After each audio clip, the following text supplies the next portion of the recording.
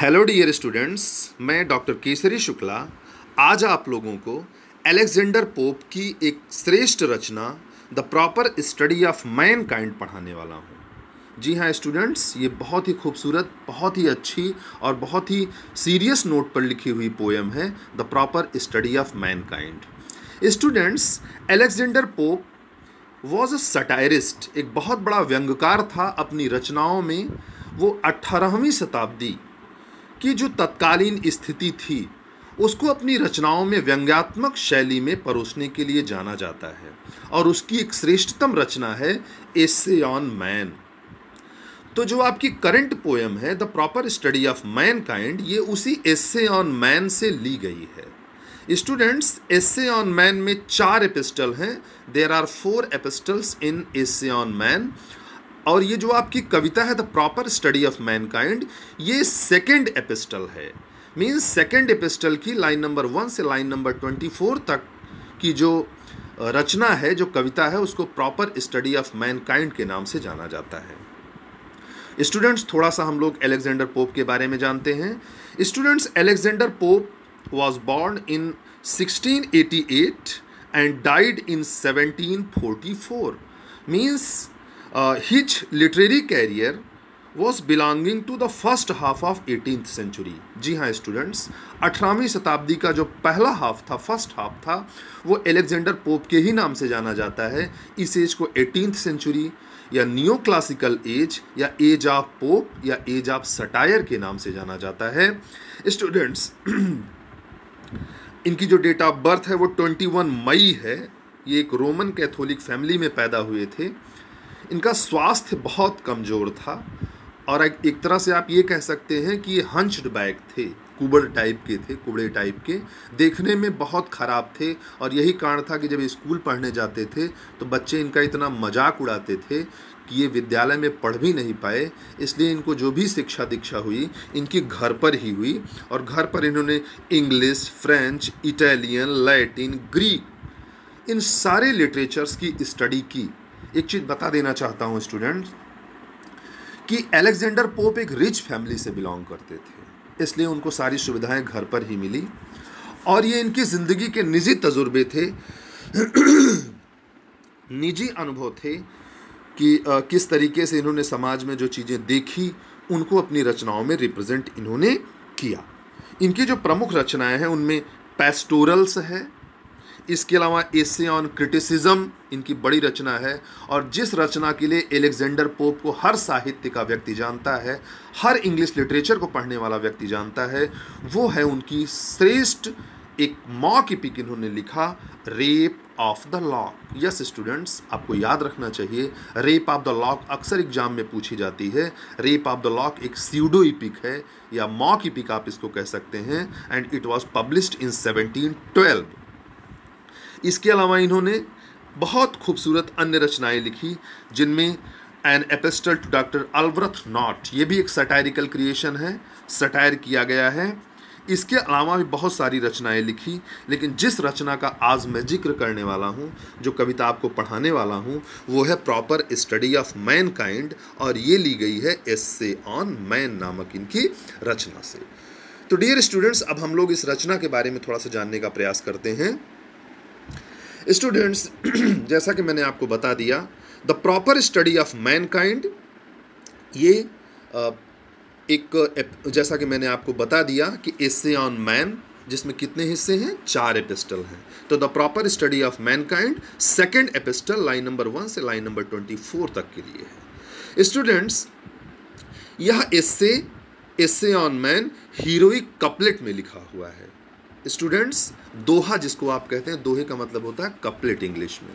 तो इन्होंने एक नया फॉर्म एम्प्लॉयमेंट किया अपनी रचनाओं में, वो है हीरोइक कपलेट। इन्होंने मोस्ट ऑफ हिज क्रिएशंस, चाहे वो रेप ऑफ द लॉक रही हो, चाहे आपकी करंट पोएम हो, ये हीरोइक कपलेट में लिखी गई है। इसको आप नोट कर सकते हैं। और इसकी शुरुआत इन्होंने 1729 में की। एसे ऑन मैन को लिखना इन्होंने स्टार्ट किया 1729 में। और इसके जो 3 एपिस्टल हैं, starting 3 epistles were completed in 1731। 1731 तक इन्होंने, मीन्स 4 साल में इन्होंने 3 एपिस्टल कंप्लीट किए। And they appeared in early 1733, और ये सबसे पहले लोगों के सामने 1733 में आए, और इसके नेक्स्ट ईयर ही मीन्स 1734 में चौथा एपिस्टल आया। यस स्टूडेंट्स, और एक चीज़ बड़ी महत्वपूर्ण आपको बताना चाहते हैं कि एसे ऑन मैन नामक जो ये इनकी रचना है, ये हेनरी स्टुअर्ट जोन्स को समर्पित की गई थी। हेनरी स्टुअर्ट जॉन, इसको आप लोग दिमाग में रख सकते हैं, अक्सर एग्जाम में पूछी जाती है। हेनरी स्टुअर्ट जॉन, फर्स्ट विस्काउंट बॉलिंगब्रुक था ये। स्टूडेंट्स, ये इसका बैकग्राउंड है, थोड़ा सा मैंने आपको बताया। अब मैं आपको थोड़ा सा बताने का प्रयास करता हूँ कि इसमें इन्होंने क्या लिखने का प्रयास किया, इसकी थीम कैसी है। तो the proper study of mankind has been taken from the first 2 paragraph of the opening verse of second epistle. मैं आपको पहले बता चुका हूँ कि सेकेंड एपिस्टल का ये पार्ट जो है, इसको प्रॉपर स्टडी ऑफ मैनकाइंड के नाम से जानते हैं। और स्टूडेंट्स, इसमें इन्होंने जो इनकी बेसिक थीम रही है, रिलीजियस, थोड़ा सा ह्यूमनिस्टिक, और जो एक थीम रही है सोशल सटायर करने की, मैन का जो अप्रोच समाज में इस तरीके का था कि वो समाज में पूरी तरीके से एरिस्टोक्रेसी में इन्वॉल्व हो गया था, पूरी तरीके से मटेरियलिस्टिक अप्रोच में इन्वॉल्व हो गया था, पूरी तरीके से पॉम्प एंड शो और फैशन में इन्वॉल्व हो गया था। तो उससे हटा करके रियलिटी की ओर ये लाना चाहते थे, इसलिए उन्होंने अपने व्यंग के माध्यम से लोगों को सचेत करने का प्रयास किया। जैसा कि आप जानते हैं, एक व्यंगकार का सदैव ये उद्देश्य होता है कि किसी को चोट न पहुंचाई जाए, किसी के भावनाओं को आहत न किया जाए, लेकिन उसके माध्यम से यदि व्यक्ति के अंदर सुधार हो सकता है। The proper target of a satirist is to improve, for the improvement, not to hurt someone. किसी को वो चोट पहुंचाना नहीं चाहता अपने व्यंग के माध्यम से, बल्कि उसके व्यवहार में, उसके चरित्र में, उसके व्यक्तित्व में परिवर्तन करना उसका लक्ष्य होता है। स्टूडेंट्स, हम लोग आगे बढ़ते हैं थोड़ा सा। The first 2 paragraphs of opening verse of the second epistle is often quoted by those familiar with Pope's work, as it nearly summarizes some of the religious and humanistic tenets of the poems. In the poem, Pope's thesis is that man has learnt about nature and God's creation through science. यहाँ Alexander pope, अब मैं आप लोगों को इसकी gist बता रहा हूँ, इसकी थीम बता रहा हूँ, इसका निचोड़ बता रहा हूँ, क्योंकि अब मैं इसके बाद कविता स्टार्ट करूंगा आप लोगों को पढ़ाना, तो पहले इसका निचोड़ जान लीजिए। एलेक्जेंडर पोप कहता है स्टूडेंट्स कि मानव ने अपने विवेक के द्वारा, अपनी बुद्धि के द्वारा विज्ञान के क्षेत्र में इतनी प्रगति कर ली है कि वो विज्ञान के माध्यम से ईश्वर तक पहुंचना चाहता है। बल्कि हम यूं कह सकते हैं, कभी कभी वैज्ञानिकता उसके मस्तिष्क पर इस प्रकार से सवार हो जाती है कि उसे लगता है कि वो ईश्वर से भी आगे निकल गया है।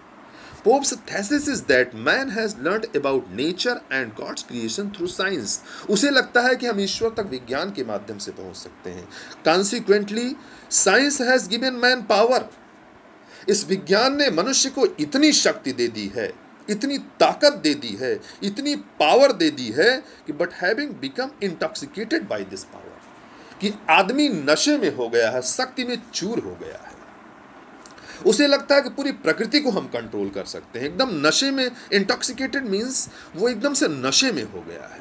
Man has begun to think that he is imitating God. उसे लगता है कि हम एकदम ईश्वर जैसे हो गए हैं। इमिटेशन मीन्स कॉपी करना। उसे लगता है कि हम वो सब चीज़ें कर सकते हैं जो गॉड कर सकता है, हम उसको इमिटेट कर ले रहे हैं, उसको कॉपी कर ले रहे हैं।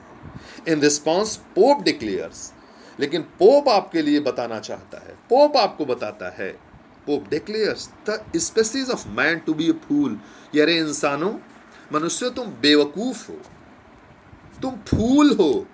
Absence of knowledge and plagued by ignorance, तुम अज्ञानी हो, तुम्हारे अंदर बिल्कुल भी ज्ञान नहीं है। तुम्हें ज्ञान का रोग लग गया है, तुम्हारे अंदर अज्ञानता की बीमारी लग गई है। In spite of all the progress achieve through science, यद्यपि विज्ञान के क्षेत्र में तुमने बहुत प्रगति कर ली है, लेकिन तुम मूर्ख के मूर्ख रह गए हो। पोप अर्ज that humanity should make a study of itself. मानवता का कर्तव्य ये है, मनुष्य का कर्तव्य ये है, हमारा कर्तव्य ये है कि हम मानवता के बारे में जान लें, ईश्वर तो बहुत दूर की चीज है, ईश्वर को जानना तो असंभव है। हम केवल मानवता के बारे में जान लें, मानव जीवन के विभिन्न पहलुओं के बारे में जान लें, यही हमारे लिए बहुत बड़ी चीज है। And not debase the spiritual essence of the word with earthly science. हम कभी भी आध्यात्मिक चिंतन को विज्ञान के द्वारा नहीं जान सकते हैं, उसके लिए तो हमें अपने अंतःकरण से ही समझना पड़ेगा, ताकि हम मानव और मानवता समझ सकें। Since the two are diametrically opposed to one another, man should presume not God to scan. इसलिए पहली ही लाइन में अलेक्जेंडर पोप कहता है कि मनुष्य को सबसे पहले स्वयं को जानने का प्रयास करना चाहिए, बजाय इसके कि ईश्वर को वो जानने का प्रयास करे। वो ईश्वर को कभी नहीं जान सकता है, वो सबसे पहले मनुष्य को जान ले, अपने आप को जान ले। अब स्टूडेंट्स, हम लोग बढ़ते हैं इस कविता की ओर, आप लोगों को बताते हैं। मेरे ख्याल से हम लोगों ने इसके बैकग्राउंड के बारे में काफ़ी कुछ जान लिया है। तो स्टार्ट करते हैं। स्टूडेंट्स, अलेक्जेंडर पोप कहता है, टेक्स्ट पे ध्यान दें आप लोग। नो देन दाई सेल्फ, बहुत ही अच्छी लाइन है, बहुत ही खूबसूरत लाइन है। ये बहुत ही ओल्डेस्ट डिक्टम है, नो देन दाई सेल्फ। प्राचीन काल में किसने इसको कहा ये पता ही नहीं है, लेकिन अनादिकाल से ये लाइन चली आ रही है कि नो देन दाई सेल्फ, हे मानव, सबसे पहले खुद को जान लो। तुम स्वयं को नहीं जान पा रहे हो। जिस व्यक्ति को स्वयं का ज्ञान नहीं है, अपने बारे में जो व्यक्ति नहीं जानता है, वो चला है ईश्वर को जानने। इसलिए वो कहता है know then thyself. Actually students, एक मिथ है, ग्रीक की मिथ है, जिसमें यह माना जाता है कि 7 संत आते हैं, 7 सेजेस आते हैं, और अपोलो नामक देवता के मंदिर पर यह लाइन लिख के चले जाते हैं कि नो दाई सेल्फ। अपोलो नामक एक देवता है जो प्रकाश का देवता माना जाता है ग्रीक मिथ में। तो उस देवता के मंदिर पर कोई अनजान शक्ति आती है, 7 ऋषियों के रूप में आते हैं, वो लिख के चले जाते हैं कि हे मानव, हमको ढूंढना छोड़ दो, ईश्वर को जानना छोड़ दो, ये तुम्हारे बस की बात नहीं है। ईश्वर के रहस्यों को जानना छोड़ दो। नो देन दाई सेल्फ, सबसे पहले स्वयं को जान लो। जो व्यक्ति स्वयं को जान गया, समझ लीजिए वो सब कुछ जान गया। इसलिए अलेक्जेंडर पोप कहता है कि नो देन दाई सेल्फ, हे मनुष्य, सबसे पहले स्वयं को जानो।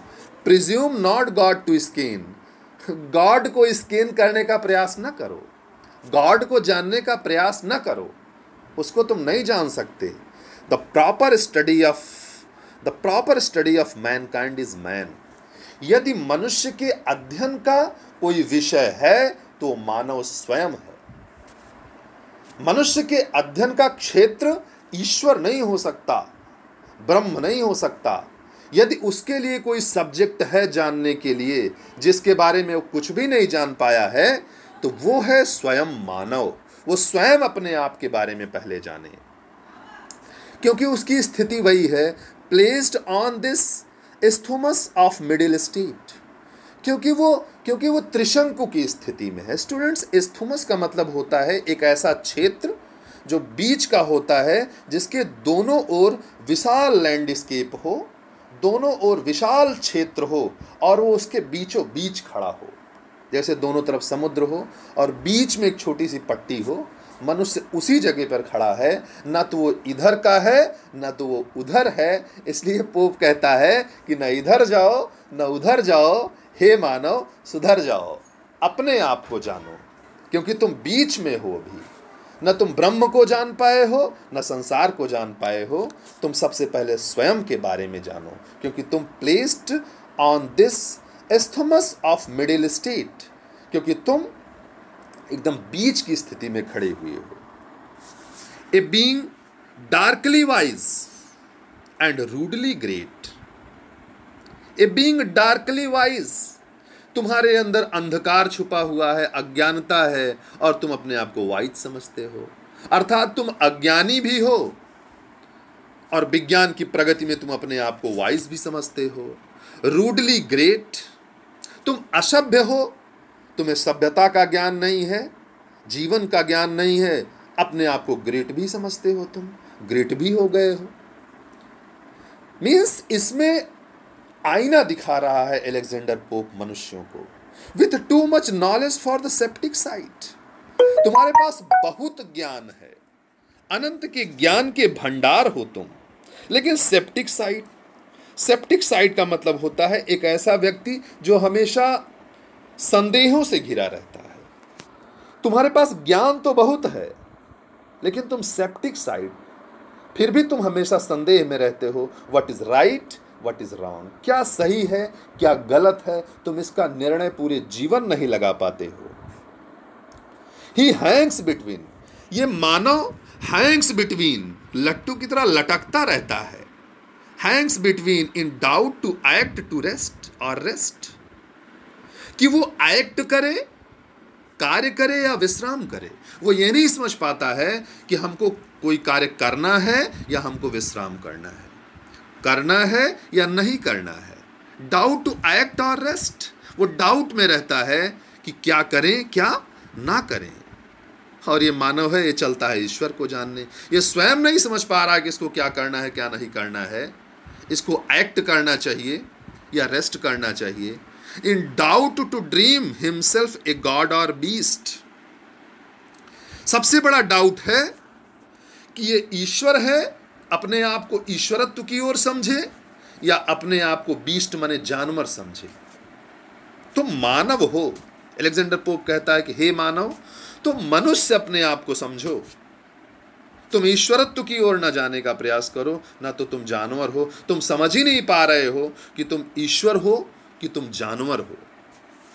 इन doubt to deem himself a god और बीस्ट, तुम अपनी भूल में अपने आप को ईश्वर समझ बैठते हो, जबकि तुम जानवर से ज्यादा नहीं हो। तुम स्पष्ट ही नहीं हो कि गॉड हो कि बीस्ट हो। इन डाउट हिज माइंड और बॉडी टू प्रिफर, तुम ये नहीं समझ पाते हो कि जो तुम्हारा शरीर कहता है उसको प्राप्त करना चाहिए तुम्हें, या जो तुम्हारा मन मस्तिष्क कहता है तुम्हें उसको प्राप्त करना चाहिए। तुम्हें अपने मन की बात माननी चाहिए।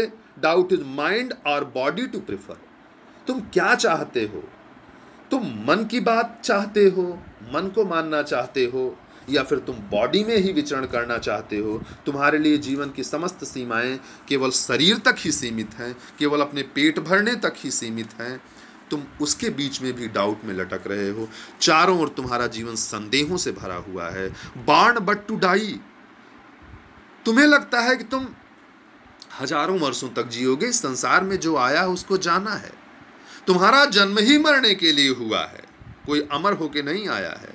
बॉर्न बट टू डाई, यहाँ जन्म होता है तो मृत्यु के लिए। स्टूडेंट्स, बहुत ही खूबसूरत लाइन है। आपका जीवन पे कभी नियंत्रण नहीं हो सकता है। एक लाइन मुझे याद आती है कि इतना टूटा हूँ कि छूने से बिखर जाऊँगा, अब अगर और दुआ दोगे तो मर जाऊँगा। जिंदगी मैं तो मुसाफिर हूँ तेरी कश्ती का, तू जहाँ चाहे उतर जाऊँगा, तू जहाँ चाहे उतर जाऊँगा। किसी शायर ने क्या गजब लिखा है कि जीवन पर हमारा नियंत्रण नहीं, हमारी मृत्यु तो निश्चित है।